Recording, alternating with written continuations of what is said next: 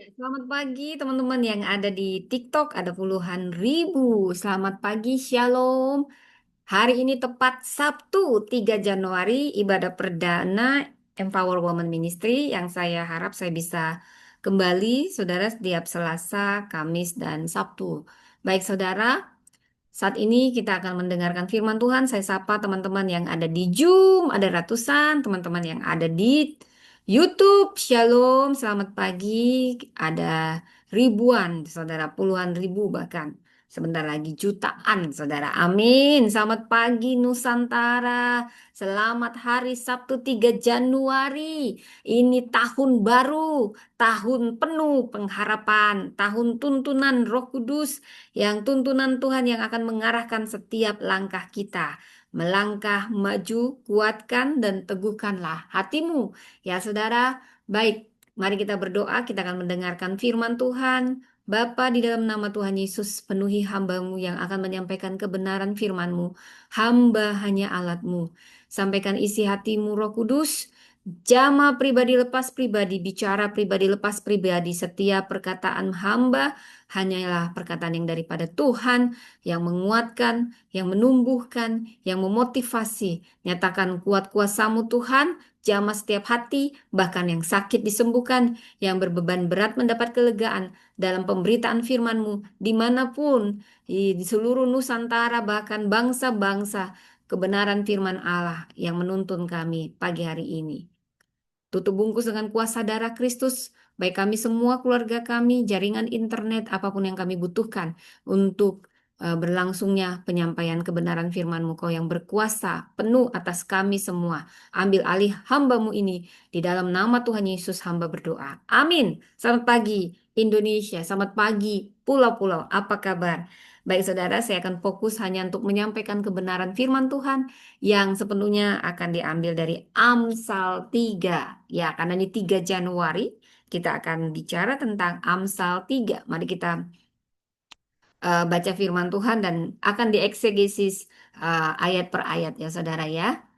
Oke, berkat dari hikmat, hai anakku, janganlah engkau melupakan ajaranku dan hendaklah hatimu memelihara perintahku. Baik saudara, sebelumnya saya ingin menyampaikan Amsal 3 ini latar belakangnya ini merupakan Amsal pasal 1 sampai 9 adalah pengantar teologis Amsal, berbeda dengan pasal 10 dan ini berbentuk pepatah singkat di mana ayat 1 sampai 9 ini pengajaran hikmat dan bentuknya nasihat panjang, relasional dan pastoral. Ini membentuk karakter, bukan sekedar memberi tips hidup.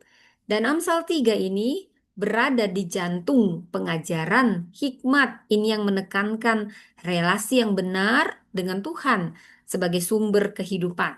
Dan di sini Amsal ini ditulis dalam konteks di mana bangsa Israel terutama itu sedang mengalami kemakmuran. Ada stabilitas politik tetapi ada ancaman terbesar kesombongan rohani.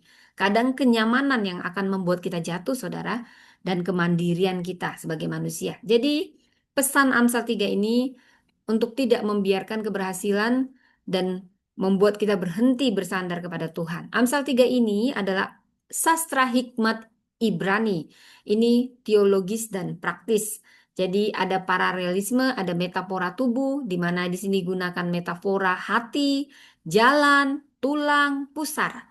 Dan hikmat Alkitab bukanlah intelektualisme, tetapi keterampilan hidup yang selaras dengan kehendak Allah.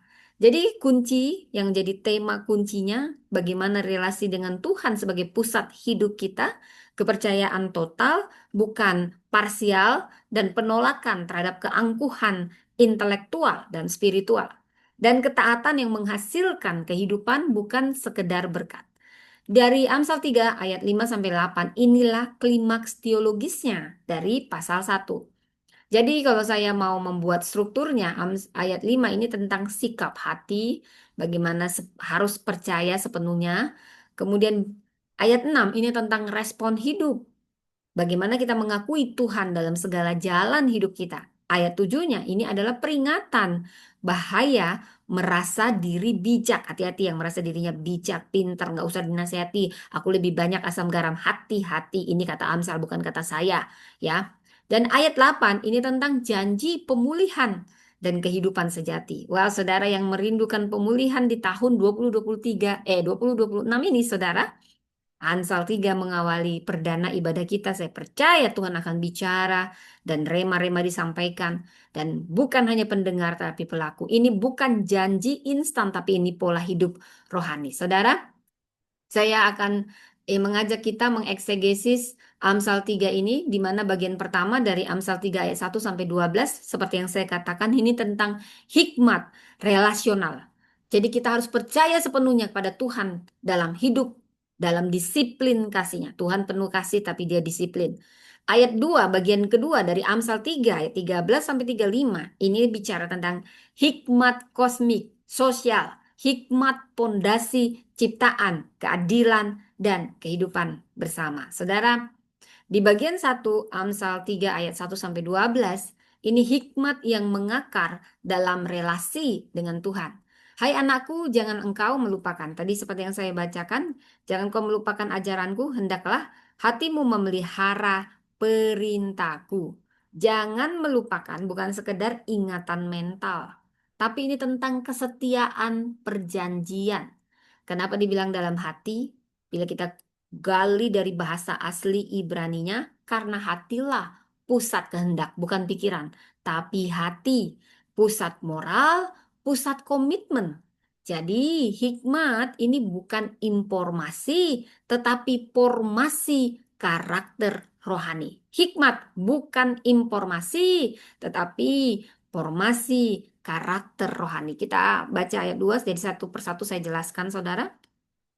Karena panjang umur dan tahun-tahun hidupmu serta kesejahteraan akan ditambahkannya kepadamu. Ayat 2 ini, shalom ya, ini keutuhan hidup bila kita gali dari bahasa aslinya. Ini keutuhan spiritual, emosional, sosial. Jadi ini bukan janji mekanis, tetapi prinsip kehidupan perjanjian. Ketaatan menghasilkan kehidupan yang utuh, bukan sekedar panjang usia. Saudara, kita masuk ayat 3. Janganlah kasih dan setia meninggalkan engkau. Kalungkanlah itu pada lehermu, tuliskanlah pada loh hatimu. Apa ayat 3 maksudnya di sini? Kita ambil kata kasih dan kesetiaan. Hesed we emet, ini karakter Allah sendiri. Ini sama dan paralel di ayat 34 ayat 6 bahwa Allah kita Allah yang kasih dan Allah yang setia. Apa maksudnya kalungkan, diikat di leher? Ini identitas. Ya seperti saya ini, identitasnya Kristen, ada kalung salib. Jadi hikmat sejati itu mencerminkan karakter Allah, bukan hanya sekedar moralitas manusia lebih dalam kasih dan kesetiaan. Itu karakter Allah. Kita masuk ayat 4. Maka engkau akan mendapat kemurahan hati dan penghargaan dalam pandangan Allah dan manusia. Pertama, pandangan Allah. Apa maksud ayat 4? Hidup yang benar itu harus berkenan secara vertikal, berkenan kepada Allah, dan horizontal. Pasti berkenan kepada sesama manusia, saudara. Ayat 5. Percayalah kepada Tuhan dengan segenap hatimu dan janganlah bersandar pada pengertianmu sendiri. Saudara, ayat 6, ayat 5 ini dalam. Kalau kita gali bahasa aslinya, percaya batah, ini meletakkan seluruh beban hidup. Pengertian sendiri artinya logika yang tanpa wahyu. Main logika tapi tanpa wahyu dari Tuhan. Tahukah Anda, iman adalah penyerahan total. Definisinya sulit, tapi iman itu penyerahan total, bukan kolaborasi ego dengan Allah. Kita masuk ayat 6, nanti kita lebih dalam lagi saudara. Akuilah dia dalam seluruh hidupmu, maka ia akan meluruskan jalanmu. Wow, jadi ayat 6 ini, akuilah dia. Allah bukan hanya tujuan, tapi dialah yang harus menentukan arah setiap proses hidup supaya ia meluruskan jalanmu. Jadi setiap proses akan diluruskan saat kita mengakui Tuhan yang merupakan tujuan kita dan yang bukan hanya tujuan tapi penentu segala sesuatu. Ayat 7, janganlah engkau menganggap dirimu bijak. Takutlah akan Tuhan dan jauhilah kejahatan. Wow, maksudnya apa diri bijak? Saudara, Anda sadar atau tidak, kita semua manusia punya bakat alami sombong, saudara. Sudah lahir dengan akar bakatnya sombong. Mau siapapun ada akar bakat sombong. Nah, tapi di sini menganggap diri bijak ini kesombongan intelektual. Dia merasa dia bijak. Ini yang merupakan musuh utama hikmat. Karena takut akan Tuhan adalah permulaan pengetahuan. Tapi kesombongan intelektual seperti dikatakan di ayat, kesombongan mendahului kehancuran. Karena itu kesombongan intelektual kita adalah musuh utama hikmat. Ayat 8, saya teruskan. Itulah yang akan memulihkan tubuhmu. Kenapa takut Tuhan bisa memulihkan tubuh dan menyegarkan tulang? Jadi kalau tubuhmu sakit, agar pulih, maka perlu diawali dengan rasa takut akan Tuhan. Karena ini yang dikatakan menyegarkan tulang. Berarti ada yang tidak segar tulangnya. Saudara, maksudnya apa? Takut akan Tuhan akan membawa pemulihan holistik, bukan hanya spiritual. Pemulihan kesehatan, pemulihan segala sesuatu karena kita percaya Tuhanlah sumber segala sesuatu. Dan ayat 9 sampai ayat 10 saya bacakan. Muliakanlah Tuhan dengan hartamu dan dengan buah sulung. Ada di sini katakan buah sulung dari hasil tanahmu, maka lumbung-lumbungmu akan terisi penuh sampai melimpah-limpah dan bejana pemerasanmu akan meluap dengan air buah anggurnya. Wow, saudara ini luar biasa. Jadi artinya ibadah tidak berhenti di altar, tetapi terlihat dalam pengelolaan sumber daya. Jadi kita memanajemen keuangan kita, kemampuan kita, segala sesuatu itu adalah persembahan kita kepada Tuhan. Karena kita bukan pemilik, kita pengelola. Bagaimana cara kamu mengelola keuangan? Itulah juga cara kamu menghormati Tuhan dalam keuangan. Karena ibadat altarnya segala aspek kehidupan kita. Keuangan ini wilayah teologis. Keuangan itu bukan netral. Ya, saudara. Jadi kita tidak anti uang, saudara ya. Bukan berarti kalau bicara agama tidak bicara itu, saudara. Karena itu yang paling banyak juga Tuhan bahas. Ya, saudara. Kita masuk ayat 11. Sampai ayat 12 saya satukan. Hai anakku, janganlah engkau menolak didikan Tuhan. Dan janganlah engkau bosan akan peringatannya.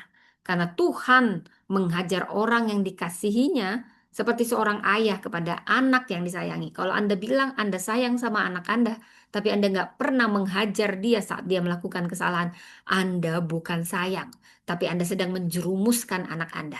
Karena Tuhan juga mengasihi kita dengan bentuk disiplin. Ya, saya sebut ini disiplin. Ya, Tuhan menghajar orang yang dikasihinya. Disiplin ilahi itu bukti relasi anak. Ini bukan penolakan.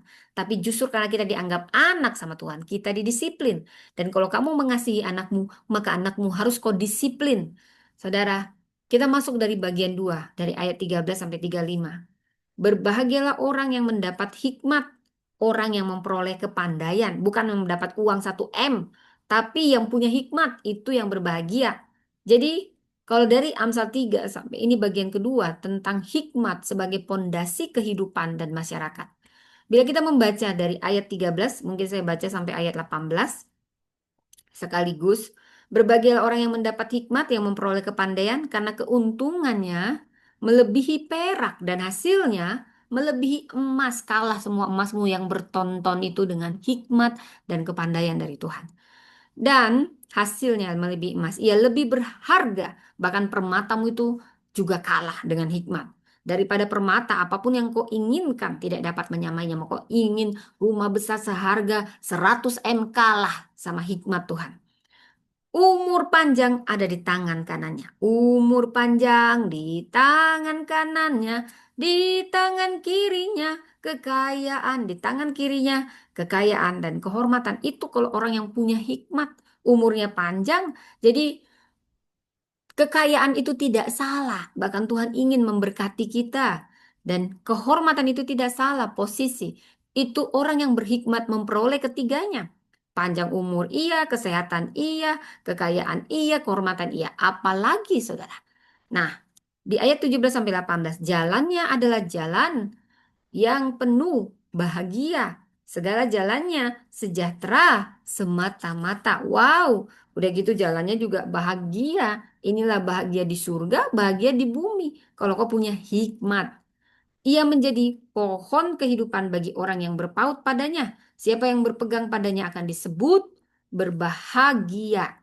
Jadi hikmat lebih bernilai dari emas. Hikmat harta kekal, bukan sekedar sarana sukses.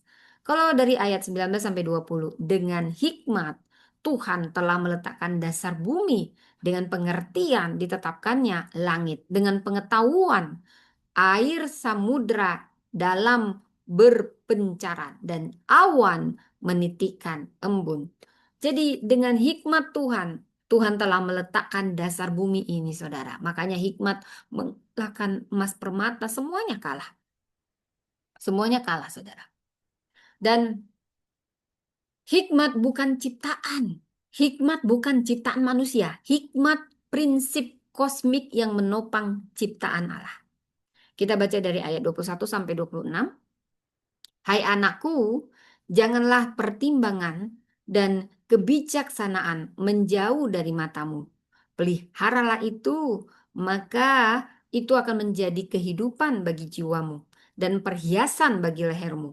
Maka engkau akan berjalan di jalanmu dengan aman dan kakimu tidak akan terantuk. Ya, ayat 24, jika engkau berbaring engkau tidak takut, tetapi engkau akan berbaring dan tidur nyenyak. Janganlah takut kepada malapetaka yang tiba-tiba atau kebinasaan orang fasik apabila datang menerpah. Karena Tuhanlah yang akan menjadi sandaranmu dan akan menghindarkan kakimu dari jerat. Saudara, ini sampai ayat 26. Ini hikmat akan memberi kita keamanan, hikmat memberi kita keberanian, hikmat memberi kita ketenangan. Orang yang berhikmat tidak kebal masalah. Bukan berarti saya bilang nggak ada masalahnya tuh karena dia berhikmat, nggak ada tantangannya. Hidup semuanya enak, enak, enak, enak. Tidak. Tetapi dia tidak dikuasai ketakutan atau keadaan. Dia bersama Tuhan. Karena sukacita dari dalam yang Tuhan beri akan mampu membuat dia lebih hikmat dan dia tahu mengatasi tiap masalah dan tantangan. Wow. Ya kita masuk di ayat 27 sampai 30 saya bacakan. Ini anjuran untuk berbuat baik. Janganlah menahan kebaikan dari orang yang berhak menerimanya padahal engkau mampu melakukannya. Janganlah engkau berkata kepada sesamamu, pergilah dan kembalilah besok akan kuberi. Sedangkan yang diminta ada padamu. Janganlah merencanakan kejahatan terhadap sesamamu, sedangkan tanpa curiga ia tinggal bersama engkau. Janganlah bertengkar tanpa alasan dengan seseorang, padahal ia tidak berbuat jahat kepadamu. Saudara, jangan ini intinya orang yang sedang dijolimi ini adalah orang yang tulus. Dia tulus, dia harusnya mendapat kebaikan tapi kita tahan-tahan, misalnya jatah seseorang, karena kita lihat dia tulus, nggak banyak komplain, kita tahan apa yang menjadi hak dia. Sampai dia komplain, ada orang yang mulutnya itu tajam-tajam padahal kerjanya nggak seberapa, langsung kita amankan supaya kita nggak diprotes-protes. Tapi ada orang baik, kita tahu bagaimana berbuat baik, membalas kebaikan dia. Tapi kita tahan-tahan, saudara, ini kata firman, bukan kata saya. Padahal kita punya apa yang harusnya kita beri kepada dia untuk kebaikannya. Dan kadang kita tahan siapa yang bisa kita tolong, saudara. Hati-hati. Dan orang yang tulus, kadang malah kita rencanakan kejahatan kepadanya. Nah, dari sini kita tahu dari ayat 27 sampai 30, ini tentang Tuhan lagi mengajar kita punya hikmat sosial dan etika. Jangan kau memperalat orang-orang yang tulus hatinya. Dia sudah pantas dapat ini, tapi kau tahan karena kau tahu dia tulus, nggak banyak cingkonek, nggak banyak cincong. Saya katakan, kau tidak berurusan dengan orang tulus itu. Orang tulus itu akan tetap diberkati Tuhan, tapi kau berurusan dengan Tuhan. Yang kau tabur akan kau tuai. Kau tahu harus berbuat baik untuk menghormati hamba Tuhan, tapi kau tidak hormati. Ya, kau tahan-tahan kebaikan terhadap dia karena kau tahu dia tulus, tidak banyak cincong. Kau berurusan dengan Bapa di surga. Saya bilang orang yang tulus itu akan diberkati melimpah. Dan orang yang merencanakan padahal dia tulus, ada aja yang iri, dengki, kau berurusan sama Tuhan. Iman yang sejati selalu berdampak etis dan sosial. Saudara, kadang kita tahu dari hati nurani kita, tapi kita ingkari hati nurani ini hanya demi apa? Demi kepentingan kita, demi niat-niat busuk kita. Saudara, saya katakan, apalagi itu bukan uangmu, saudara. Kau tahan-tahan karena dia nggak banyak cincong, dia tulus, manfaatin terus, manfaatin terus. Wow, itu orang yang dimanfaatin. Dia akan sangat diberkati. Tapi ketulusan yang kau permainkan, oh, kau dihajar Tuhan dasar kok. Apalagi kalau hamba Tuhan pendeta, pembawa firman kau kerja-kerjain. Hajablah kau nanti. Baik saudara ya, karena banyak hamba Tuhan diperlakukan tidak adil. Orang dalam, jangan hormati, manfaatin. Wah, marah Tuhan nanti sama engkau. Hamba Tuhan itu yang tulus-tulus, tetaplah tulus saya katakan. Ya, jangan juga akal bulus, jangan hitung-hitungan melayani Tuhan. Tapi ada yang memanfaatkanmu, tidak apa-apa, doakan mereka. Tapi kamu yang suka manfaatin hamba Tuhan yang tulus, kamu nanti kena batunya ya saudara ya. Padahal kebaikan itu ada di tanganmu, kau tahan-tahan. Ini nggak banyak cincong, kita tahan. Untuk kita, untuk kita, untuk kita. Berkatmu juga ditahan, saudara. Karena apa yang kau tabur akan kau tuai. Ya saudara, kita masuk di ayat 31 sampai 35. Janganlah iri kepada orang yang melakukan kelaliman. Dan janganlah memilih satu pun dari jalannya. Karena orang yang sesat itu menjijikkan bagi Tuhan. Tetapi ia bergaul erat dengan orang jujur. Kutuk Tuhan ada di rumah orang fasik. Ingat ini, orang fasik ini ya. Orang yang suka ngambil-ngambil uang, membungakan uang, otak-otak busuk kamu orang-orang fasik, kutuk Tuhan ada di dalam rumahmu. Ini kata firman bukan kata saya. Tetapi tempat kediaman orang benar diberkati. Walaupun sederhana, tapi segala sesuatu dilakukan dengan benar, ada berkat Tuhan di situ. Apabila ia menghadapi pencemooh, ia pun mencemooh. Tetapi orang yang rendah hati dikasihaninya. Orang bijak akan memperoleh kehormatan, tetapi orang bebal akan menerima cemooh. Demikian firman Tuhan. Jadi ayat 31 sampai 35. Ini sangat kontras antara orang benar dan orang fasik. Allah bukan netral secara moral. Masa depan kita ditentukan oleh jalan hidup, bukan hanya kecerdikan kita, saudara. Saudara, kita mengawali 3 Januari ini. Tahun ini tidak dimenangkan oleh strategi paling pintar, tetapi percayalah oleh hati yang paling percaya kepada Tuhan. Bukan strategi pintar saja, tapi bagaimana bersandar penuh kepada Tuhan. Jangan mulai tahun ini, saudara, dengan kepercayaan diri saja, tetapi penyerahan diri sepenuhnya. Amsal 3 ayat 5. Kita perlu mengakui Tuhan, bukan hanya dalam doa, tapi dalam tiap-tiap keputusan yang kita buat setiap hari bangun tidur. Keputusanmu apa, mau tidur lagi sampai jam 5, mau main-main aja atau baca firman. Saudara, apa yang Tuhan luruskan tidak perlu kita paksa. Wow, jadi hikmat ini bukan tentang tahu apa yang harus dilakukan, tapi kepada siapa kita bersandar saat kita melakukannya. Saya ulang, hikmat bukan hanya kita tahu apa yang harus kita lakukan sepanjang hari ini, tapi kepada siapa kita bersandar saat kita melakukannya. Apakah kita melakukannya untuk ego kita atau untuk kemuliaan nama Tuhan? Kalau kita bersandar pada Tuhan, segala sesuatu kita pikirkan apa yang menyenangkan hati Tuhan. Katakan Tuhan di awal tahun ini. Kami memilih untuk percaya, bukan hanya bersandar pada pengalaman, pada logika, pada pengetahuan, kepintaran, jaringan kami, tapi kepadamu Tuhan. Luruskan jalan kami menurut hikmat Tuhan. Saudara, saya ingin membawakan judul yang utama saat ini pagi ini. Bersandar, bersandar kepada Tuhan, bersandar, menyerah. Inilah hikmat yang akan menentukan arah hidup.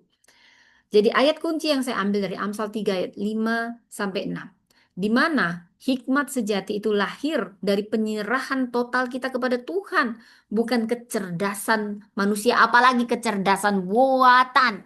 No, but Almighty God.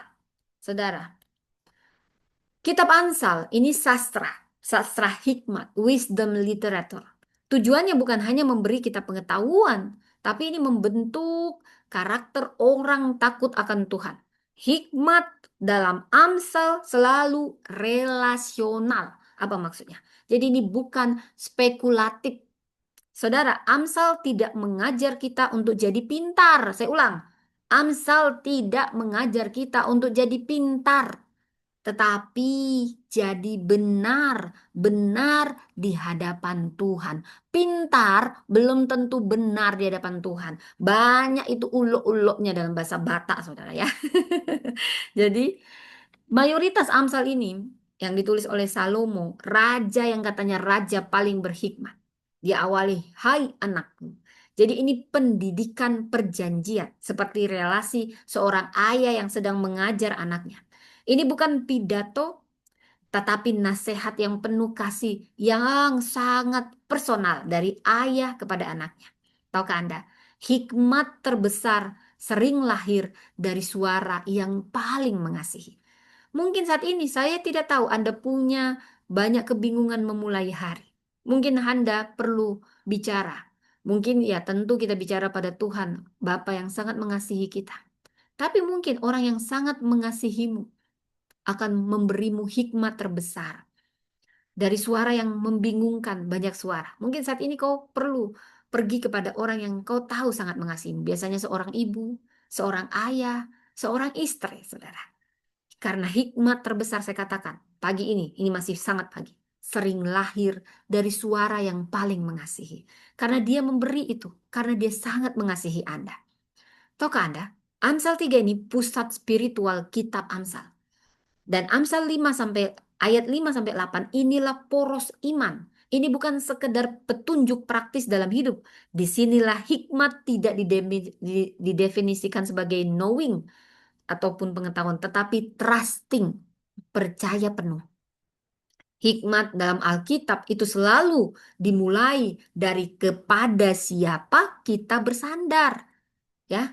Dan Amsal 3 ayat 5 sampai 8 dikatakan, percayalah kepada Tuhan dengan segenap hatimu dan jangan bersandar pada pengertianmu sendiri. Akui Dia dalam segala jalanmu, maka Tuhan akan meluruskan jalan kita. Jangan menganggap kau dirimu sendiri itu bijak, paling pintar, paling hebat. Tetapi katanya takutlah akan Tuhan, jauhi kejahatan. Ini yang mendatangkan kesehatan. Engkau yang sedang sakit, ini yang mendatangkan kesehatan pada tubuhmu. Ketika engkau takut akan Tuhan, menjauhi kejahatan. Ini juga yang akan menyegarkan tulang. Artinya holistik. Saudara, ada 3 pesan yang ingin saya bagikan. Iman itu bukan opsi tambahan, tapi penyerahan total. Iman, penyerahan total.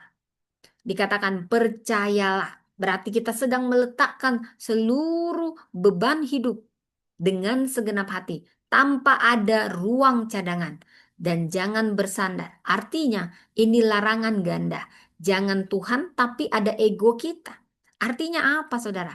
Allah tidak menerima iman yang setengah hati. Tapi kita harus percaya penuh. Berarti kita melepaskan kontrol atau kendali. Bukan sekedar kita berdoa, tapi tetap mau mengendalikan semua. Banyak orang berdoa, tetapi dia juga yang mengatur segalanya sendirian. Akuilah dia dalam segala jalanmu. Iman sejati selalu menuntut kehilangan kendali pribadi. Tapi bukan berarti karena kehilangan kendali. Ya, kesere, sere. Katanya hilang kendali. Bukan itu. Bukan itu maksudnya. Tapi iman sejati dimulai saat logika kita berhenti menjadi sandaran utama. Oh, pengalamanku bilang begini, katanya saham begini, katanya aku sudah melakukan uji-uji ini. Saya mau katakan, jangan pernah bersandar sepenuhnya. Tetap akui Tuhan. Tuhan benarkah ini? Tetap akui Tuhan. Saudara, logika jangan andalkan. Berhenti pada sandaran utamamu. Kalau itu logika. Kemudian, Tuhan bukan asisten rencana kita. Tuhan penentu arah hidup kita. Selama kita masih bersandar pada diri sendiri, kita belum sepenuhnya percaya kepada Tuhan. Ini pesan yang pertama. Pesan yang kedua, akui Tuhan. Ini adalah soal arah, bukan sekedar doa, tapi arah. Kuncinya di Amsal 3 ayat 6. Akuilah dia, yadah. Akuilah dia, yadah, bahasa Ibrania.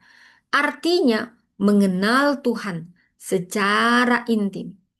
Bertemu muka dengan muka, tenggelam di dalam kasih-Mu Bapa. Kau punya hubungan intim banget dengan Tuhan. Tunduk. Akui dia dalam segala lakumu. Artinya bahkan keputusan kecil kau melibatkan Tuhan. Dari kecil sampai besar. Bukan hanya dengan pengalamanmu yang autopilot. Ia akan meluruskan jalanmu. Saudara, untuk menenggelamkan perahu besar, tidak butuh kadang ombak yang besar. Tapi celah yang kecil, tapi yang tidak ditutup-tutup, saudara. Air bisa masuk dan lama-lama itu celah menjadi besar ketika ada goncangan. Ketika membuat keputusan-keputusan, bahkan keputusan yang anggap remeh, libatkan Tuhan. Karena Allah kita aktif mengarahkan hidup dan kita akui dia dalam segala jalan kita. Tuhan bukan hanya tujuan akhir, itu bukan tujuan akhir saja, tapi Tuhan adalah kompas sepanjang perjalanan kita. Kan hikmat sejati kita justru terlihat dalam ketaatan praktis, bukan retorika rohani, tapi ketaatan praktis. Banyak orang mengakui Tuhan hanya di gereja, tapi lalu menyingkirkan Tuhan di tiap keputusan bisnis yang dia sedang bangun, di tiap relasi yang sedang dia bangun networking, dan di setiap mimpi dan ambisinya, dia menyingkirkan Tuhan hanya di gereja. Haleluya, haleluya, haleluya. Dia paling angkat tangan. Lalu bisnisnya, aku yang berkuasa atas bisnisku. Aku punya logika, aku punya semuanya. Aku berpengalaman di sini. Tidak dilibatkan Tuhan. Dikatakan akui Tuhan, artinya apa? Biarkan Tuhan yang berkata ya atau tidak. Kita bersandar penuh, bersandar penuh. Mengakui Tuhan, bukan hanya menyebut nama Tuhan. Aku percaya kau Tuhan, aku sebut namamu.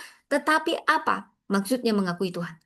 Memberi dia hak menentukan arah. Karena hidupku bukan aku lagi, tapi Tuhan. Doa tanpa ketaatan itu hanya menjadi monolog rohani. Kau saja yang ngomong, aku lah begini, begini, begini, begini. Kapan kau tanya Tuhan maunya apa? Jalan yang diluruskan Tuhan itu seringkali tidak tercepat, tetapi yang paling aman. Saya ulang, jalan yang diluruskan Tuhan. Seringkali bukan jalan yang tercepat, tapi percayalah, jalan yang teraman. Saudara, pesan yang saya ulang lagi. Tadi apa pesannya? Jangan kau ingat cuman si bule-bule rambut pirang. Lupakan rambut pirang saya. Lupakan wajah bule saya. Tapi jangan pernah lupa firman Tuhan di 3 Januari ini. Yang pertama, iman adalah penyerahan total. Yang kedua, akui Tuhan. Ini bukan soal arah dan bukan sekedar doa, tapi arah kita. Dan yang ketiga apa, saudara? Takut akan Tuhan. Inilah obat bagi kesombongan rohani. Tahukah Anda, monyet itu tidak jatuh pada saat angin kencang. Dia berpegang, semakin kencang pegangannya. Tapi yang menina bobokkannya lah yang menjatuhkan. Kenyamanan. Dan ini identik saat semua nyaman kita sombong. Kita lupa pada Tuhan. Kita mengalami fase kesombongan rohani. Saudara, kalau mau Anda tahu, biasanya orang sombong nggak sadar dia sombong. Tapi orang kita semua, mau Anda pendeta, mau Anda jemaat, mau Anda orang kaya, miskin, semuanya sombong. Semuanya punya bakat sombong. Jangan kau pikir, hanya orang kaya yang sombong, orang pintar, orang cantik. Tidak. Bahkan yang lebih kasihan, sudah miskin sombong. Sudah jelek sombong. Sudah nggak punya apa-apa sombong. Karena sombong adalah bakat bawaan dari lahir. Jadi saudara, apa obatnya? Ingat, kesombongan mendahului kehancuran. Lu udah sombong ya, udah hancur duluan lu. Tinggal tunggu tanggal mainnya kalau lu sombong. Maka apa obatnya aku? Karena ketika kita sadar karena kita semua siapapun kita punya bakat sombong. Itu sudah dari sono, saudara. Karena itu ada obatnya. Mau tahu obatnya apa? Takut akan Tuhan. Jangan menganggap dirimu bijak. Oh, aku sudah eksegesis ini semua. Aku sudah melakukan semua penelitian. Sudah. Jangan menganggap dirimu bijak sampai orang nggak kau dengar. Dia mau ngomong, aku sudah tahu, aku lebih tahu. Aku semua aku. Begitu. Ini nih ciri-ciri yang menganggap diri bijak. Kritik terhadap kesombongan intelektual dan rohani. Oh, jangan pikir ada lagi yang lebih parah. Udah bodoh. Banyak kali tingkahnya. Ini loh orang bebal, susah. Tapi kalau kamu mau tahu obatnya sombong rohani, takut Tuhan. Takut Tuhan. Ini hormat yang melahirkan ketaatan. Jauhi kejahatan. Ini artinya keputusan etis yang nyata. Jauhi kejahatan. Dan boleh kita membaca dari ayat 8 tadi. Inilah dampak hikmat. Kalau kau berhikmat, maka kau mendapat kesehatan, kesegaran tulang, kekayaan, kehormatan. Hikmat ini memberi shalom, damai sejahtera, holistik seluruhnya. Hikmat berdampak pada jiwa, emosi, bahkan tubuh.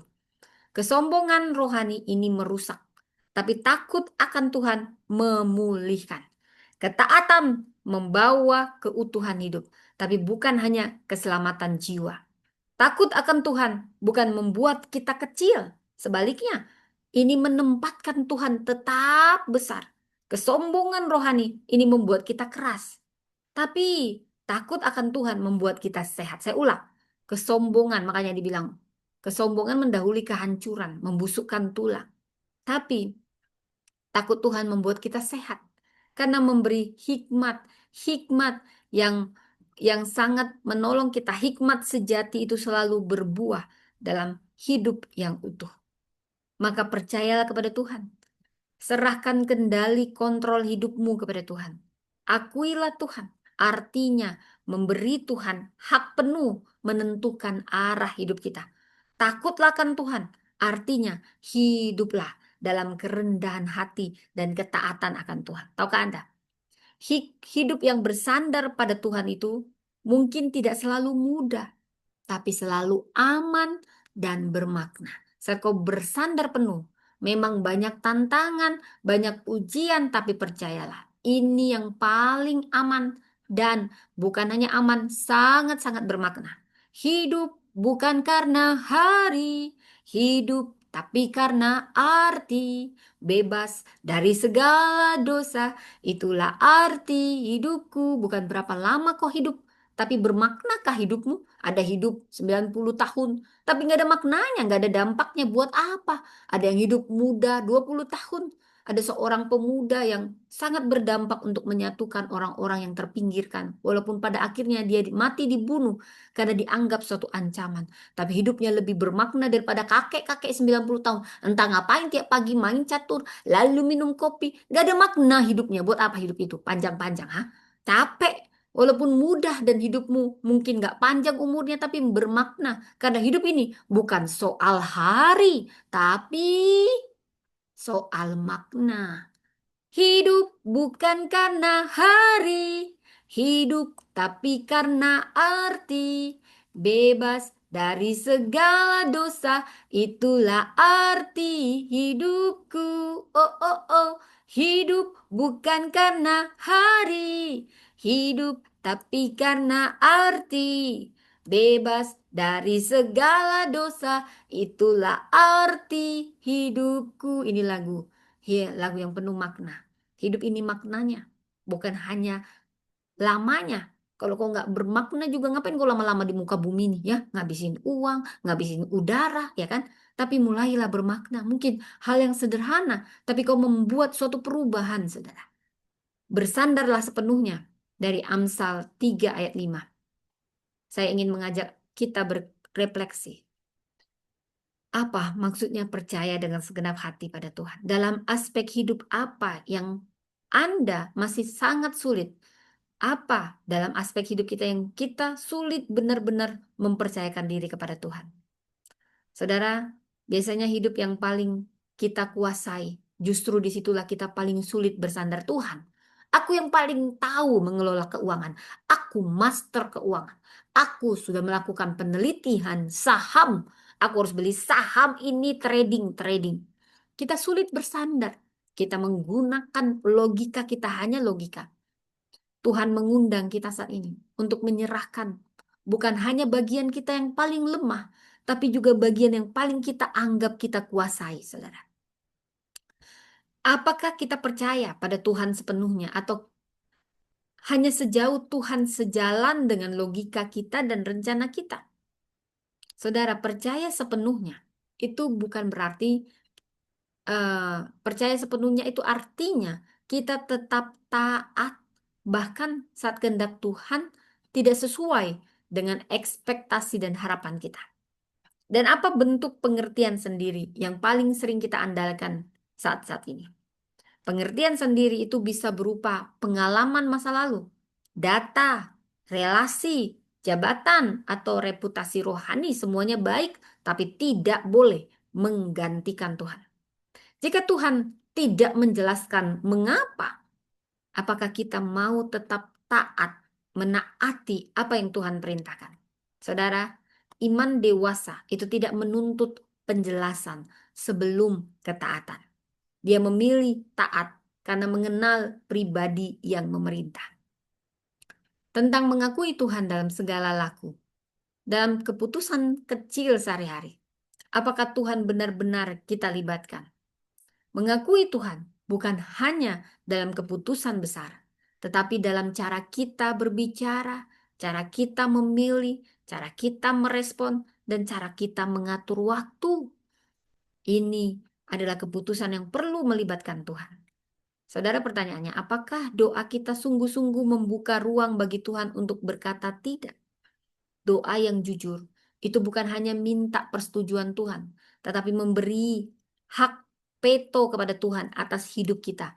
Hidupku bukannya aku lagi, tapi Yesus dalamku. Yesus hidup, Yesus hidup dalamku. Saudara, jika Tuhan meluruskan jalan kita dengan cara yang berbeda dengan harapan kita, apakah kita tetap percaya itu yang terbaik? Jalan yang diluruskan Tuhan memang tidak selalu nyaman, tetapi percayalah, selalu membawa kita pada tujuan ilahi. Apakah kita mengakui Tuhan sebagai penuntun atau hanya penolong saat darurat? Saudara, Tuhan tidak mau hanya dipanggil saat krisis, tapi Dia rindu berjalan bersama kita setiap hari. Bertemu muka dengan muka. Saudara, saya ingin mengajak kita berefleksi tentang kerendahan hati dan takut akan Tuhan. Ini diulang-ulang di kitab Amsal. Kerendahan hati dan takut akan Tuhan. Dikatakan, di mana kesombongan rohani bisa tanpa sadar tumbuh dalam hidup kita. Orang sombong gak pernah sadar dia sombong. Kalau dia sadar dia sombong, berarti dia mulai rendah hati. Jadi, kalau Anda mendengar ini langsung, oh Roh Kudus, adakah aku yang sombong? Karena aku kadang ada bagian yang kita tidak sadar, saudara. Kesombongan rohani ini sering muncul ketika kita mulai merasa paling benar, paling tahu, dan tidak lagi mau diajar. Apakah kita masih punya hati yang takut akan Tuhan, atau itu hanya rutinitas kebiasaan rohani? Tahukah Anda? Takut akan Tuhan itu bukan rutinitas ibadah, tetapi tentang kepekaan kita untuk tidak melukai hati Tuhan. Dan pertanyaannya, kejahatan apa yang hari ini kita mau jauhi, bukan kompromikan? Ketaatan sering dimulai dari keberanian berkata tidak, padahal yang kelihatannya mungkin kecil, sederhana, tetapi perlahan akan merusak jiwa kita. Ini tentang dampak hikmat bagi kehidupan utuh. Saya ingin kita berefleksi. Apakah hidup rohani kita memberi dampak pada kesehatan emosi dan tubuh kita? Tahukah Anda? Tuhan merancang hikmatnya membawa pemulihan yang holistik, jiwa yang selaras dengan Tuhan. Ini yang akan menghasilkan hidup yang lebih utuh. Stres apa yang sesungguhnya lahir karena kita belum sepenuhnya bersandar pada Tuhan. Banyak kelelahan bukan karena terlalu banyak tanggung jawab, tetapi karena terlalu sedikit penyerahan. Makanya kau kelelahan. Apakah kita memberi ruang bagi Tuhan untuk memulihkan? Atau kita hanya menuntut terus agar terus kuat? Tuhan tidak memanggil kita untuk selalu kuat, tetapi Tuhan memanggil kita bersandar penuh, selalu bersandar penuh kepada Dia. Dia senang pada kita yang selalu bergantung pada Tuhan. Saudara, jika hari ini kita berkata, Tuhan, aku bersandar sepenuhnya, maka coba jawab jujur, bagian hidup apa yang paling Tuhan sentuh? Biasanya Tuhan menyentuh bagian yang paling kita lindungi. Karena di sanalah Tuhan ingin menyatakan kasih dan kuasa-Nya. Apa keputusan konkret minggu ini yang akan kita ambil sebagai tanda kita bersandar penuh mengawali tahun ini yang masih kita sebut tahun baru?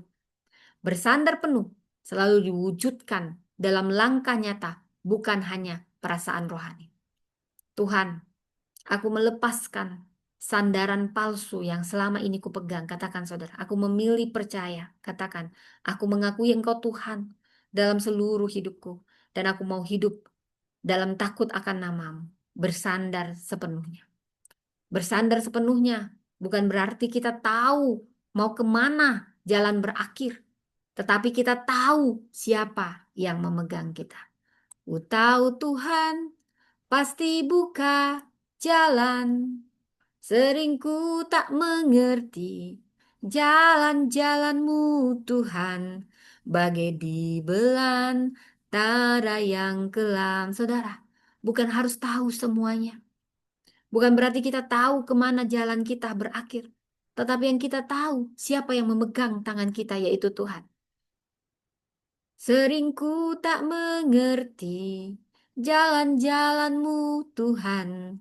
Bagai di belantara yang kelam. Tidak apa-apa kau tidak mengerti. Tapi kau tahu siapa yang pegang. Kau tahu siapa yang pegang tanganku. Dan ini yang Roh Kudus bisikan. Tuhan sedang mengguncang sandaran palsu kita. Karena Tuhan rindu kita semua. Siapapun Anda yang mendengar ini bukan suatu kebetulan. Tuhan rindu umatnya benar-benar bersandar penuh kepadanya. Ini bukan hanya penghiburan di awal tahun sebagai ayat penghiburan. Tapi ini ayat konfrontasi rohani. Tuhan memberi pewahyuan. Tuhan menunjukkan bahwa banyak orang yang memulai tahun dengan doa. Tapi dia masih bersandar pada dirinya sendiri. Yaitu pada pengalamannya saja, pada jabatannya, relasinya, koneksinya, kecerdasannya, bahkan rekam jejak pelayanannya. Ini firman Tuhan pagi ini. Siapapun Anda yang mendengar bukan kebetulan. Ini bukan untuk orang yang tidak percaya, tetapi orang yang sudah lama berjalan bersama Tuhan. Percayalah kepada Tuhan dengan segenap hatimu. Tuhan berkata, aku tidak mencari hatimu yang terbagi. Sebagian untuk aku, sebagian untuk rancanganmu sendiri. Ini rema yang saya dapatkan siapapun Anda yang mendengar ini. Ini untuk Anda. Tuhan menunjukkan bahwa bahaya terbesar umatnya hari ini bukan dosa besar, tetapi kepercayaan diri yang terlalu mapan. Kita sudah tahu caranya berdoa, tahu caranya memimpin, tahu caranya merencanakan. Tapi justru itulah ketergantungan kita semakin luas, semakin halus bukan luas. Kita nggak mau lagi bergantung pada Tuhan, tapi bergantung pada pengalaman, pada jejak pelayanan. Ini halus tapi tersembunyi yang ingin Tuhan bongkar. Dan janganlah bersandar kepada pengertianmu sendiri. Pengertianmu sendiri, ini sandaran yang tampak aman, tapi tidak pernah dirancang untuk menopang seluruh hidupmu. Pengertian sendiri, ini bisa berbentuk data, perhitungan, strategi, dan rasionalisasi rohani. Tuhan berkata saat ini yang mau saya sampaikan. Engkau boleh memakai akalmu, tetapi jangan menaruh berat hidupmu di atasnya. Saya nyatakan sekali lagi, engkau boleh memakai akalmu karena itu dari Tuhan, tapi jangan menaruh berat hidupmu di atasnya. Akuilah dia dalam segala lakumu. Tuhan tidak mau hanya diundang di awal, tapi Tuhan mau diakui di setiap langkah dilibatkan, saudara. Tuhan menunjukkan banyak orang saat ini hanya berdoa di awal tahun, tapi tidak lagi bertanya kepada Tuhan dalam keputusan harian. Mengakui Tuhan, bukan menyebut namanya, tetapi memberi Tuhan hak penuh, bahkan dalam mengubah arah. Ini firman yang membangun. Jika Tuhan tidak boleh mengubah rencanamu, apakah Tuhan sungguh adalah Tuhan atas hidupmu? Dikatakan maka Tuhan akan meluruskan jalanmu. Kelurusan jalan adalah hasil penyerahan, bukan pemaksaan. Tuhan, aku mau ini. Resolusi, aku mau ini. Bukan, tapi penyerahan kepada Tuhan. Ini pewahyuan yang saya dapatkan. Tuhan berkata, ada jalan yang tampak berhasil, tampak benar, tampak maju, tetapi tidak lurus di hadapan Tuhan. Dan Tuhan lebih memilih jalan yang lurus tapi lambat daripada jalan yang cepat tetapi melenceng. Jangan engkau menganggap dirimu bijak. Kesombongan rohani adalah dosa yang paling sulit disadari karena sering menyamar sebagai kedewasaan kemandirian. Saudara, ini pewahyuan khusus untuk pemimpin dan pelayan Tuhan. Ketika tidak mau lagi dikoreksi, lebih defensif daripada reflektif, dan kita merasa sudah tahu, hati-hati. Disitulah hikmat mulai berhenti bekerja. Di ayat 8. Itulah yang akan mendatangkan kesehatan. Hikmat ini. Banyak kelelahan, bukan karena beban pelayanan, tetapi karena hidup yang belum sepenuhnya bersandar pada Tuhan. Ini pewahyuan pastoral. Tuhan menunjukkan bahwa stres, kegelisahan, kelelahan jiwa sering lahir bukan dari musuh, bukan dari setan itu, tapi dari kontrol yang kita tidak lepaskan, tapi paksakan. Takut Tuhan, itu yang akan memulihkan. Itu obatnya. Bersandar sepenuhnya akan menyembuhkan. Saudara, saya sampaikan dengan hormat, Tuhan mempercayakan firman ini kepada saya. Karena saya juga dipanggil bukan hanya mengajar hikmat, tetapi memodelkan penyerahan. Tuhan berkata, engkau tidak perlu membuktikan apa-apa tahun ini. Ini perkataan buat saya dan juga buat beberapa orang. Saya tidak tahu Anda. Kita tidak perlu membuktikan apa-apa tahun ini. Bersandarlah, Tuhan yang akan meluruskan. Ada fase baru pelayanan, pengaruh, dan tanggung jawab. Tuhan tidak meminta lebih kuat, tetapi lebih berserah. Bersandarlah, Tuhan akan meluruskan. Ada fase baru pelayanan, pengaruh, dan tanggung jawab. Hari ini Tuhan tidak hanya bertanya seberapa pintar kita merencanakan, tetapi kepada apa dan kepada siapa kita bersandar. Tahun ini bukan tentang siapa yang paling siap, tetapi siapa yang paling berserah. Mari kita berdoa, Tuhan, hari ini kami melepaskan sandaran palsu kami. Kami tidak mau memulai tahun dengan percaya diri saja dengan strategi, tetapi mau bersandar penuh percaya sepenuhnya kepadamu. Kami mohon, luruskanlah jalan ini. Bukan karena kesiapan kami, tapi penyerahan kami sepenuhnya kepadamu. Kami mohon hikmat kekuatan untuk fase baru pelayanan, pengaruh dan tanggung jawab. Kami berserah penuh kepadamu Tuhan. Kami mau berserah total kepadamu, karena itulah yang menyembuhkan kami dari stres, kegelisahan, kelelahan jiwa. Tolong kami Tuhan yang kelelahan, siapapun yang kelelahan, karena bukan karena beban pelayanan, tetapi karena sebelumnya kami belum sepenuhnya bersandar. Ampuni kami mau bersandar penuh. Ajari kami rendah hati, mau dikoreksi, mau bereflektif, dan kami bersandar penuh bukan pada pengalaman kami. Tolong kami Tuhan, luruskan jalan kami agar kami tidak melenceng. Dan ajari kami siap, apapun itu Tuhan bersandar penuh. Dalam tiap keputusan melibatkan Tuhan. Terima kasih, di dalam nama Tuhan Yesus kami berdoa. Amin. Demikian firman Tuhan. Saya sapa teman-teman yang ada di YouTube, Anda bisa mendengar rekaman ulangnya di YouTube Priscilla Das Channel dan juga Empower Woman Ministry. Selamat hari Sabtu, selamat berakhir pekan, selamat tahun baru juga Masian 3 Januari 2026, tahun yang penuh pengharapan, bersandarlah penuh kepada Tuhan. Tuhan memberkati. Bye teman yang di YouTube dan Zoom. Tuhan memberkati.